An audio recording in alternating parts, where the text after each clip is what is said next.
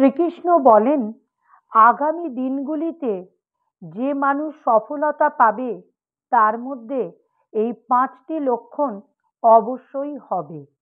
প্রথমত, যে প্রতিটি অসফলতা থেকে কিছু শিখে নেয় সে কখনো স্থায়ী রূপে পরাজিত হয় না।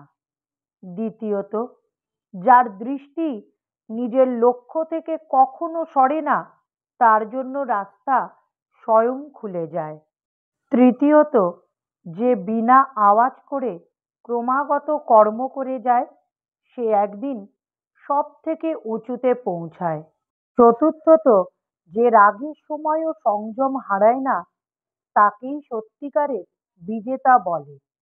পঞ্চমত, যে কোনো পরিস্থিতিতে যিনি ধর্ম পালন করেন তার সামনে ধর্ম স্বয়ং মাথা নত করে।